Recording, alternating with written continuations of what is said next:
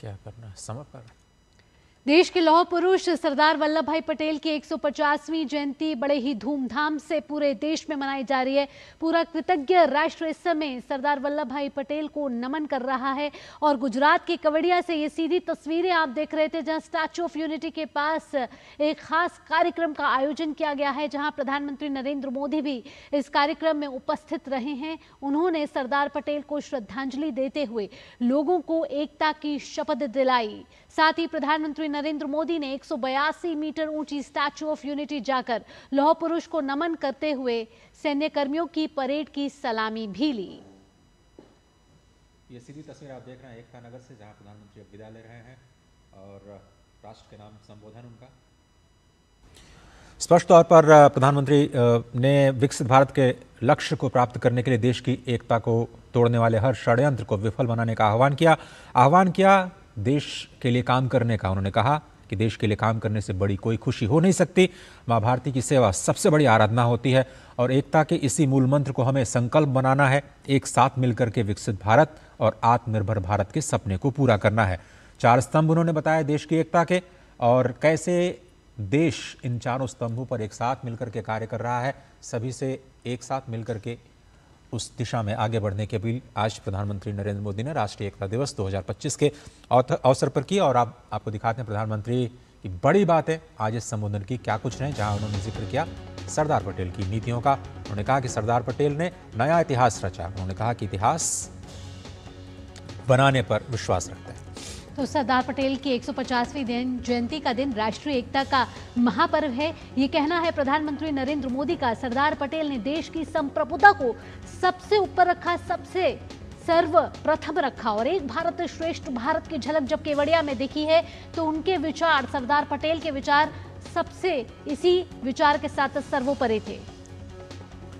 एकता को कमजोर करने वाली बातों से रहना होगा दूर। स्पष्ट संदेश प्रधानमंत्री का कि जो लोग देश को तोड़ना चाहते हैं ऐसी विचारधारा से सभी को दूर रहना होगा। कांग्रेस पार्टी पर जमकर वो बरसे और उन्होंने उन सभी बातों की याद दिलाई जो ऐतिहासिक गलतियां कांग्रेस ने की थी। उन्होंने कहा कि कश्मीर पर कांग्रेस की गलती से दशकों तक देश चलता रहा और नेहरू ने कश्मीर के विलय की इच्छा को पूरा ही नहीं किया।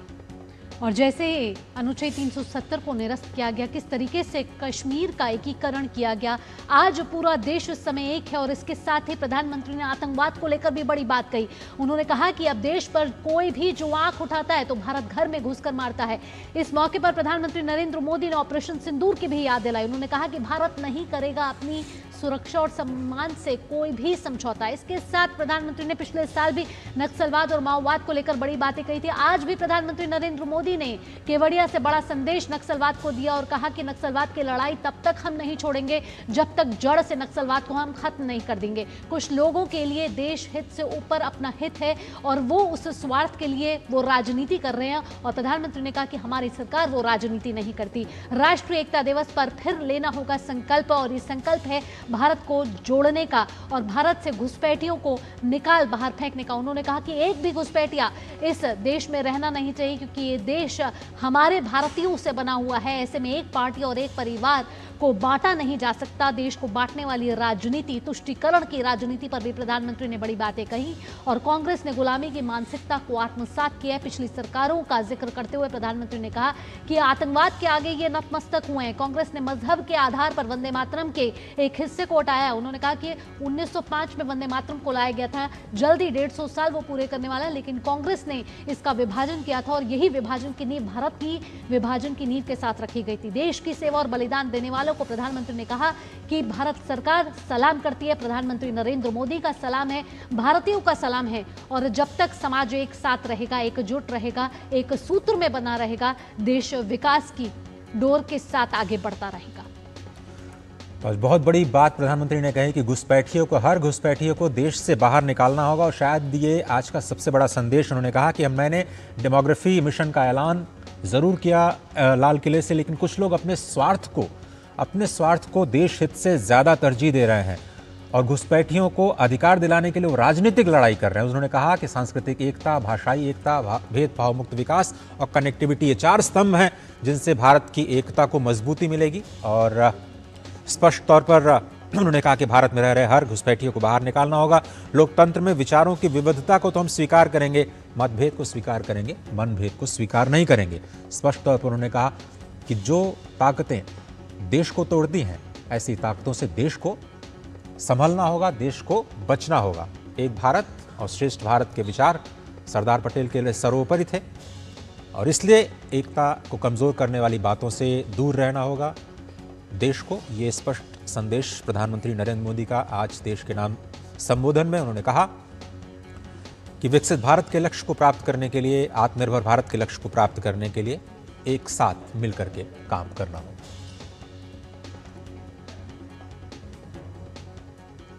तो यहाँ से प्रधानमंत्री नरेंद्र मोदी ने बड़ी बातों का जिक्र किया है। एक बार फिर से प्रधानमंत्री ने किस तरीके से भारत को एकता के सूत्र में बांधा जाए, ये संकल्प लिया जाए। एक भारत श्रेष्ठ भारत की झलक केवड़िया में दिखी है और किस तरीके से भारत को इस सूत्र में बांधना है, इसके 4 स्तंभ प्रधानमंत्री नरेंद्र मोदी ने आज गिनवाए हैं, जिसकी जानकारी प्रधानमंत्री नरेंद्र मोदी ने केवड़िया के एकता नगर से दी। ये सांस्कृतिक एकता है, भाषाई एकता है, भेदभाव मुक्त विकास है और कनेक्टिविटी है। इसी से दिलों को जोड़ना होगा और इस एकता में बांधना होगा और इसी से देश अखंड होगा, देश की संप्रभुता बनी रहेगी, देश की आंतरिक सुरक्षा बनी रहेगी और यही भारत के लिए सर्वोपरि है। प्रधानमंत्री ने एक बात और कही कि पिछले 11 वर्षों में शायद सबसे बड़ी उपलब्धि सरकार की ये रही कि देश को नक्सलवाद से बहुत हद तक निजात दिलाने के लिए सरकार ने लगातार काम किया। 125 से ज़्यादा जिले नक्सलवाद और माओवाद से प्रभावित थे, लेकिन अब उनकी संख्या 11 और गंभीर स्थिति वाले जिलों की संख्या केवल 3 रह गई है। उन्होंने एकता नगर की धरती से देश को विश्वास दिलाया कि जब तक देश को नक्सलवाद से मुक्त नहीं कर दिया जाएगा,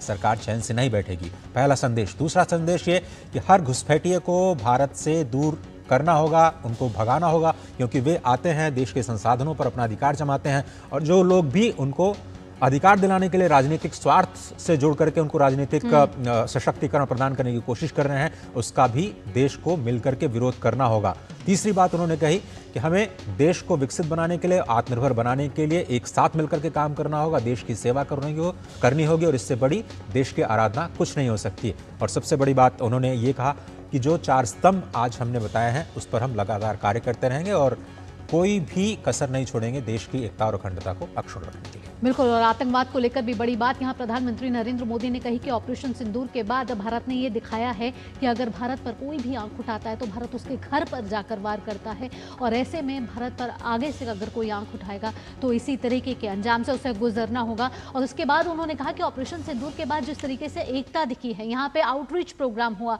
मतभेद जरूर थे लेकिन अलग अलग पार्टियों से आउटरीच प्रोग्राम के जरिए कूटनीति को बढ़ावा दिया गया, अलग अलग देशों तक ये संदेश पहुंचाया गया कि भारत एकजुट है और आतंकवाद के खिलाफ है। ऐसे में देश, अलग अलग देशों ने भी भारत का यहाँ साथ दिया है। नीरज हमारे साथ जुड़े हुए हैं। नीरज, यहाँ आपसे जानना चाहेंगे कि जो प्रधानमंत्री नरेंद्र मोदी ने केवड़िया की धरती से बड़ा संदेश यहाँ देश को दिया है, क्या यहाँ से टेकअवेज लेता हुआ देश और कृतज्ञ राष्ट्र और भारत की जो भावी पीढ़ी है वो लेकर जा रही है? देखिए, बिल्कुल लेकर जाएगी और प्रधानमंत्री का जो संदेश था वो एकदम स्पष्ट था कि किस तरीके से सरदार वल्लभ भाई पटेल इस देश को देखना चाहते थे, किस तरीके से सरदार वल्लभ भाई पटेल ने इस पूरे देश को एक किया। और आप देखें कि सरदार वल्लभ भाई पटेल का जो सपना था वो कहीं ना कहीं अधूरा भी रहा जब कांग्रेस पार्टी ने उनकी उपेक्षा करी। आप देखें कि जम्मू कश्मीर का विलय करना चाहते थे लेकिन कांग्रेस पार्टी की वजह से जम्मू कश्मीर का विलय नहीं हो पाया और एक लंबे समय तक जो नासूर बनकर रहा, आतंकवाद का दंश हमको झेलना पड़ा। और प्रधानमंत्री का स्पष्ट संदेश था कि भारत के अंदर, भारत की भूमि पर अगर कोई भी अशांति फैलाने की कोशिश करेगा, भारत के लोगों को एक तरीके से टारगेट करने की कोशिश करेगा तो उसका माकूल जो जवाब है वो भारत के द्वारा दिया जाएगा। और अब भारत पहले जैसा भारत नहीं है, पूरा का पूरा जो भारत है वो बदल चुका है। आपने देखा भी कि किस तरीके से ऑपरेशन सिंदूर में हमारी भारतीय सेनाओं ने लक्षित जो ऑपरेशन है उसको अंजाम दिया और उन आतंकवादियों को समूल नष्ट कर दिया जो भारत में लंबे समय तक नासूर बने हुए थे, भारत के निर्दोष और भारत के जो जवान हैं उन पर लगातार अटैक कर रहे थे। लेकिन उनके लॉन्चिंग पैडों को ध्वस्त कर और सैकड़ों की संख्या में आतंकवादियों को मार गिराकर ये संदेश भारत ने दिया कि भारत के अंदर अगर कोई भी आतंकवादी या कोई भी आतंकवादी का आका अगर कोई गलत हरकत करने की नीयत से भी आएगा तो उसको उसी की भाषा में जवाब दिया जाएगा, उसके घर में घुसकर मारा जाएगा उसको। दूसरा, आप देखें कि किस तरीके से हम अपनी एकता को, जो विविधता में एकता का दर्शन हमको मिलता है, आज यहाँ पर झांकी के रूप में भी हमको दिखाई दिया, चाहे वो मणिपुर की हो, महाराष्ट्र की हो, उत्तराखंड की हो, जो तमाम जो झांकियां थी भारत की एकता का जो प्रदर्शन है वो यहाँ पर कर रही थी। दूसरा, हम इस बात का जिक्र भी कर रहे थे कि नक्सलवाद एक बड़ी समस्या है और कहीं ना कहीं विकास के रास्ते में एक बड़ी चुनौती थी, और उस नक्सलवाद को खत्म करने के लिए मोदी सरकार ने दृढ़ संकल्प लिया था, और उसी दृढ़ संकल्प का नतीजा है कि आप देखें कि नक्सलवाद अब अंतिम सांसें अपनी गिन रहा है और मार्च 2026 तक इस देश से नक्सलवाद पूरी तरीके से खत्म हो जाएगा, और उसका परिणाम हमको दिख भी रहा है। बड़ी संख्या में नक्सली आत्मसमर्पण भी कर रहे हैं और ऑपरेशन में मार गिराए भी जा रहे हैं। दूसरा, उन्होंने इस बात का भी जिक्र किया कि 1947 में जिस तरीके से भारत का बंटवारा हुआ, निश्चित तौर पर कांग्रेस पार्टी की एक बड़ी गलती रही थी और उसी का खामियाजा लंबे समय तक भारत ने भुगता भी। आतंकवाद के खिलाफ किस तरीके से कांग्रेस पार्टी समर्पित हुई, किस तरीके से उन्होंने अपने घुटने टेके, इसका भी जिक्र प्रधानमंत्री नरेंद्र मोदी ने किया, और खासतौर से जो नई पीढ़ी है उसको भी एक संदेश दिया कि सरदार वल्लभ भाई पटेल का एक लक्ष्य था, सरदार वल्लभ भाई पटेल की एक दूरदृष्टि थी, और वो उसी तरीके से देखना चाहते हैं। देश के जो युवा हैं, देश के जो हमारे देश के युवाओं को बड़ा संदेश आज प्रधानमंत्री नरेंद्र मोदी ने दिया। और बलदेव भाई शर्मा जी हमारे साथ जुड़े हुए हैं स्टूडियो में। बलदेव भाई, बड़े टेक अवेज क्या आपके हिसाब से जो बड़ा संदेश जाता है प्रधानमंत्री का स्पष्ट तौर पर आज उनके संबोधन में, आपके हिसाब से क्या है? आज के संबोधन में प्रधानमंत्री का सबसे बड़ा संदेश है कि हमें बंटना नहीं है, हमें कमज़ोर नहीं पड़ना है।